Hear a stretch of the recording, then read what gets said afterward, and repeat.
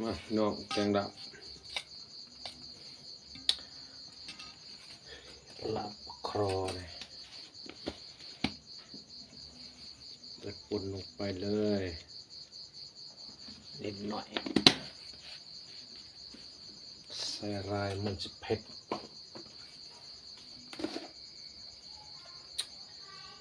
นอนลงไป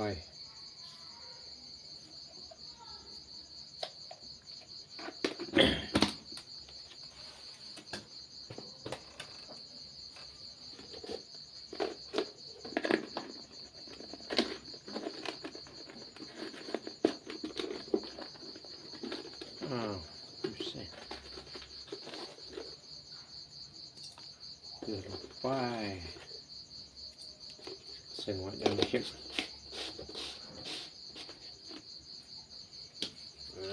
ก่อนนี่ปิ้งเรียบร้อยพี่น้อง ปิ้งมาต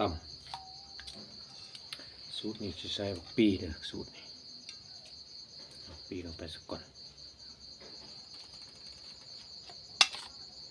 ว้าว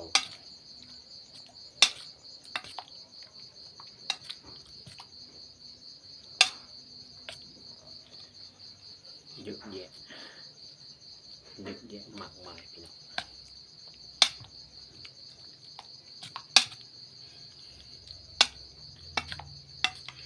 กล้อยปลาช่อนกล้อยปลาช่อนกล้อยปลาคอเส้นมะปีขาดอะไรกับตัวนี้น้ำบีบไปแล้วพี่น้องใส่ส่งเพราะว่ามีปีว้าวขั้นตอนสุดท้ายเติมหอมลงไปเลยได้พริกซอยจานมะเขือใส่เติมพี่น้อง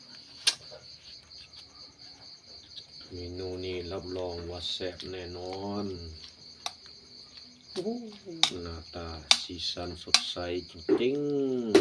ๆพี่น้องเลยนี่อุ้ย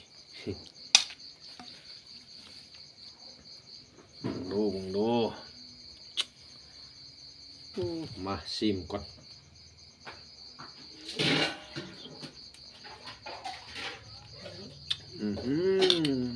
สุดยอดแซ่บเริ่มเลยกินก่อนเด้อ